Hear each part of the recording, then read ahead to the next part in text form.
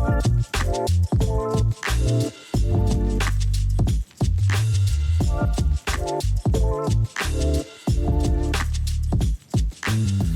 hello and welcome to Because Things Can Be Different. This episode is going to be all about why do I need coffee shop branding? Won't a logo do? And the answer is... No, it won't. Just a logo, it doesn't count.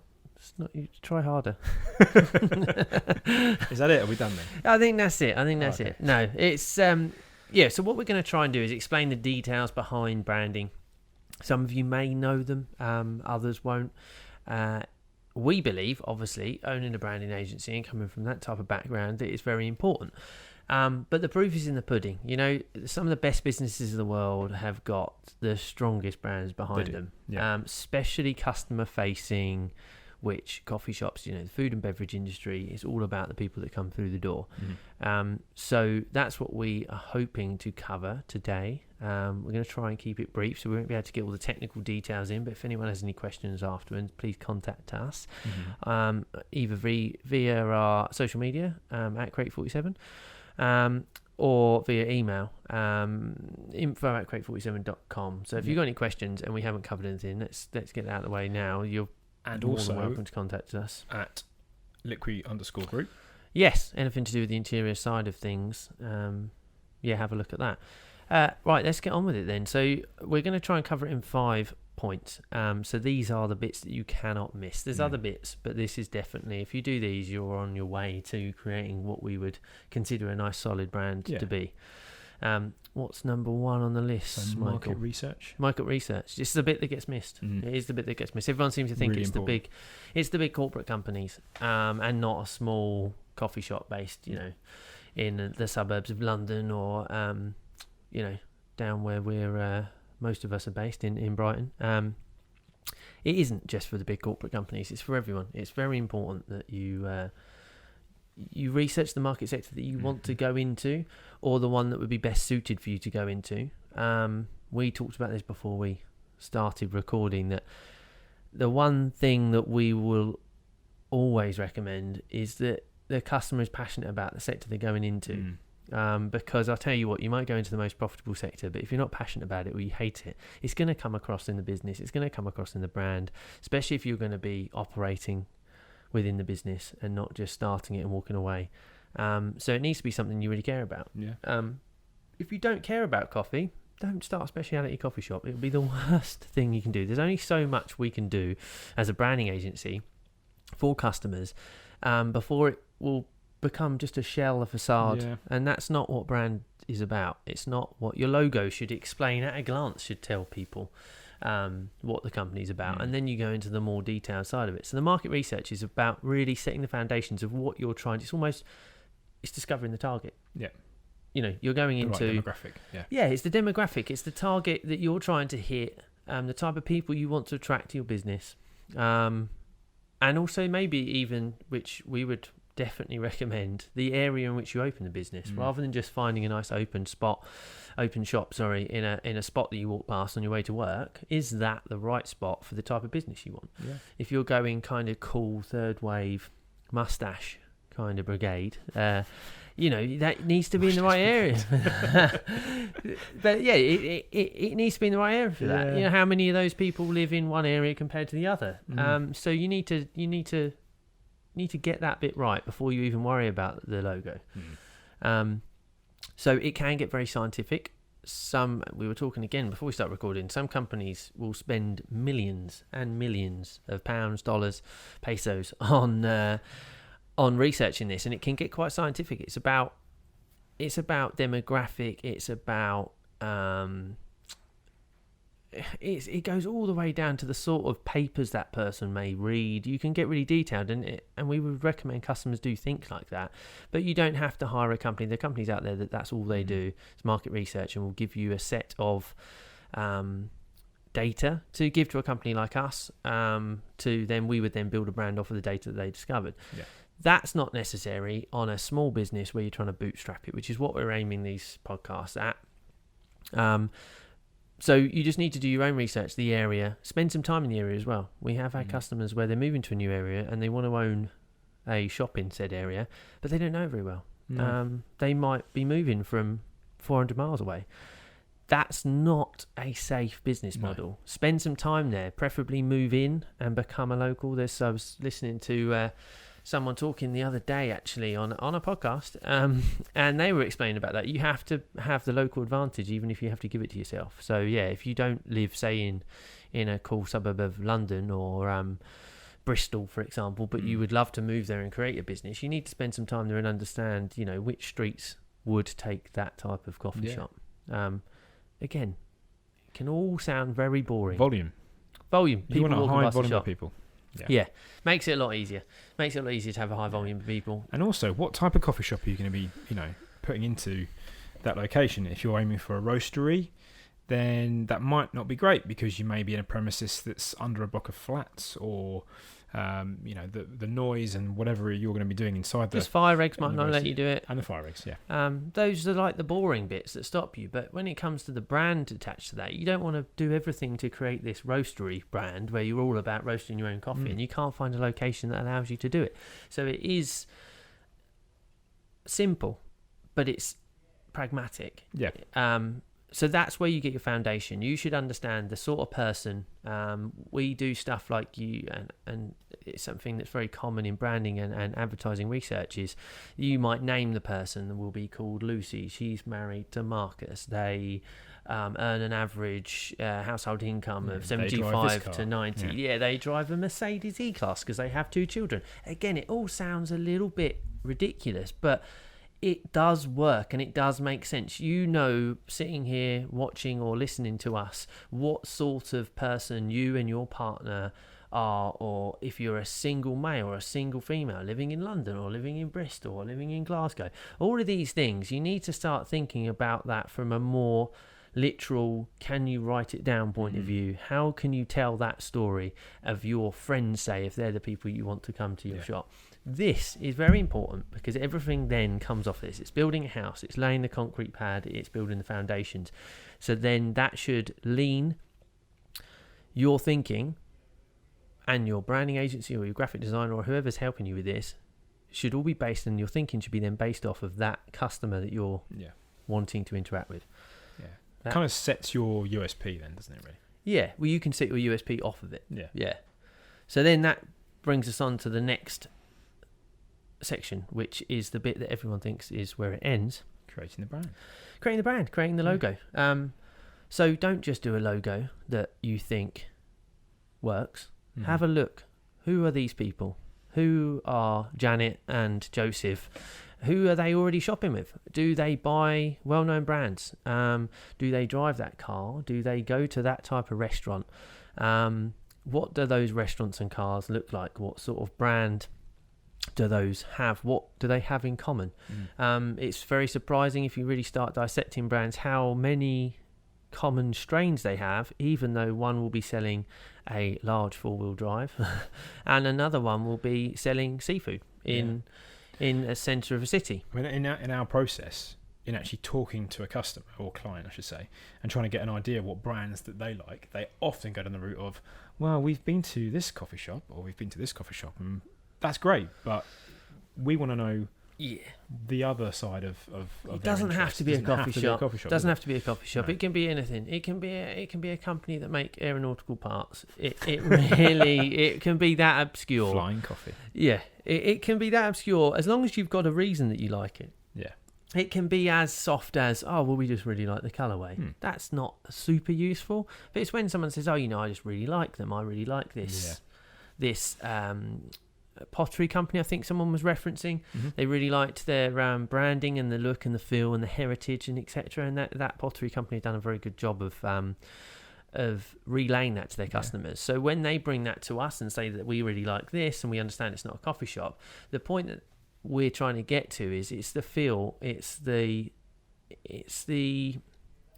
gut feel that you get from brands that you like, and that's what you're trying to get from understanding. So Jane and Joseph, I think were the names I've used. If they drive a high-end luxury car, or they drive a classic retro car that they love and adore, and their Instagram's full of it. So, okay, they drive a retro classic car that they love, and they drive around London in it, and their Instagram's full of photos of them. Then, okay, so what clothes are they wearing while they're driving their vintage car or their luxury motor car? Then all of a sudden, what restaurants are they going to? So we're talking about brand perception. Yeah. It's how they want their brand to be perceived. It's the lifestyle and how you're going to fit into that lifestyle. Are they going to drive their luxury car to your coffee shop, or are they going to feel that doesn't fit with them? And that's what you're creating. So that's where your brand, your mark, pattern, photographic language, got the name as well. The name, unfortunately, we do get a lot of people that have a name because they really just like the sound of it. We've been guilty of that in the past. Everyone has a name that means something to them. It doesn't mean it means anything to the target market that makes the most sense for your business. So be really careful of that. I don't want to tell anyone not to name something that means something to them, because the business needs to be driven forward by you. It can help define the story behind the brand. Yeah. So that's something that really has to be considered quite carefully. Yeah.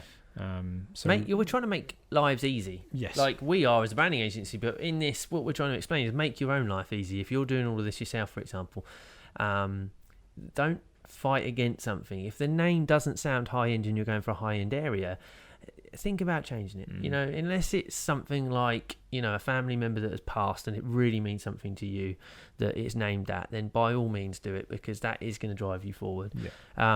But if it isn't, and you're just thinking of a name that sounds catchy, use that and then make sure that it ties in with the market sector you're going after. So I guess Subbrands, you mentioned Subbrands, so that's quite in depth. Yeah, so sub-brand, I mean, no one really understands when we talk about sub-brand what it is. It's where you've got your logo, you've got your name. That's your basic kind of starting point. Is your identity. Yeah, you've got a mark maybe, so it doesn't actually say anything. It's just it's a nice logo. And then the sub-brand off of that is, it can be patterns, colorways, and then what really gets into more detail is photographic language.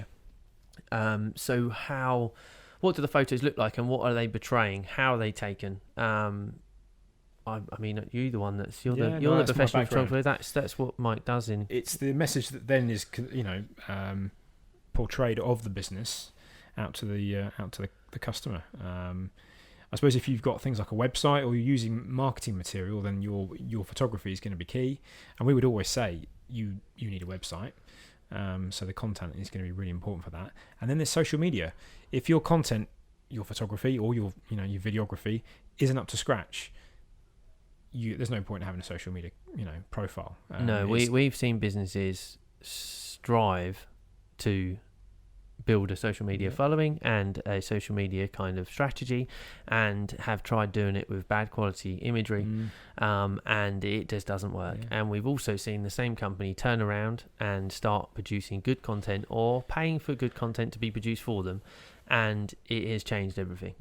We've got some companies that have quadrupled in size after they got their social media up to scratch. Up to scratch. Their strategy, we call it strategy, but it's about the photos and what they're saying and what they're doing, and the sort of people that are in the photos as well. That's a key part. That's part of the sub-brand. If you're trying to appeal to a set of people, why would you have a volume of photos of the opposite type of person that doesn't tie in with that lifestyle? It doesn't make any sense. So it sounds obvious when it's said out loud, but it can be missed. Very hard when you're doing everything in the business. You're concentrating on your coffee machine working tomorrow. You might forget that, and it's important. That can make a good photo, though. Yeah. Depends on how you take it. But that's another thing. It's the technical ability behind it as well. You may not be the best person to take the photos. You may be not so confident with your phone or your DSLR or whatever camera you're using. So maybe find someone in the business that does. But I would say more importantly, get a professional to do it. Oh, Mike selling his service. But it's something that can change your marketing. The other key part of social media that gets forgotten is it doesn't cost anything to post. No. So, and then everyone's like, oh well, I'm going to pay social media advertising and stuff. We're not massive believers in that. It's it can help you get followers, but you need to get the right followers that engage with your business. And especially with a coffee shop, you're looking for quite localized. So it's much better to build it by creating great content, especially with like Reels, Instagram Live and all these things. You can really try and engage with your customers and talk to them directly, feature them.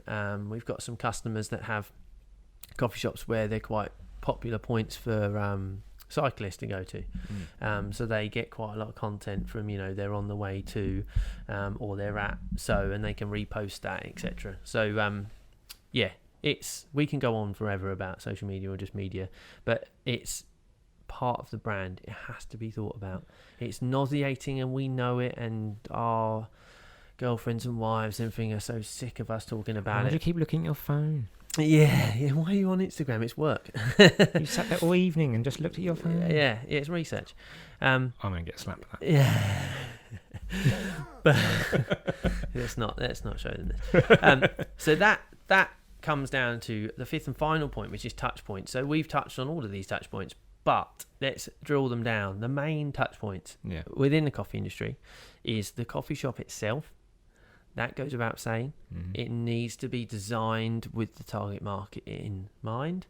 Also with the business strategy in mind. What is your aim? Is it takeaway? Is it eat-in? Are you going to serve food? Are you going to serve food but only snacks, cake? Yeah.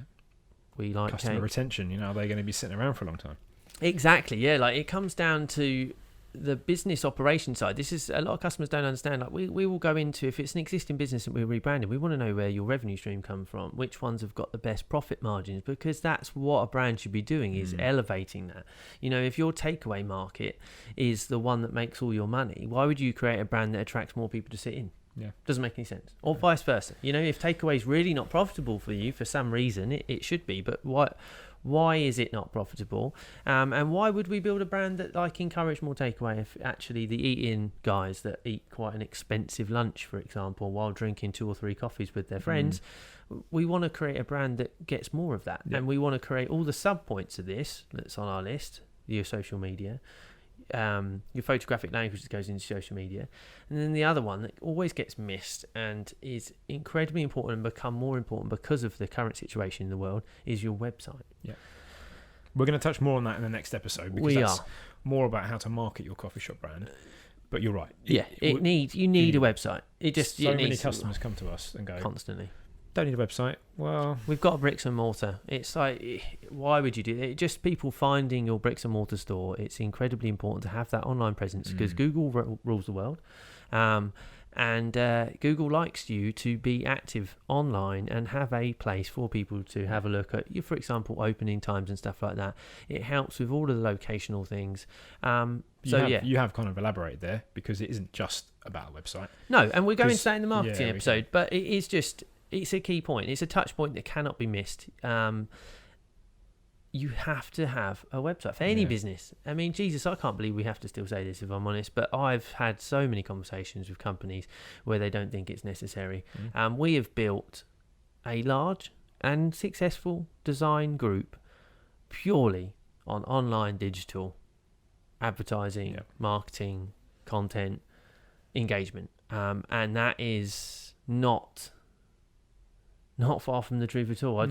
We've done physical shows and stuff, but honestly, some of the biggest contracts we've ever won and most coverage we've ever got is where people have found us online and given us a phone call. And we're only selling what we know and how we build our own businesses and our own brands off the back of it. So that is a key point. We are in business ourselves. That can be forgotten. We don't just build other people's businesses. I think that is probably it. It covers everything on a simple basis, and then we're going to elaborate on some more of this, and next episode is, I believe, marketing. How do I market my coffee shop brand? So a bit more, give you a hint, a bit more in depth. Basically there are other ways. But thank you for listening and watching. Please comment and like this podcast, and we'll catch you on the next one. Thanks a lot.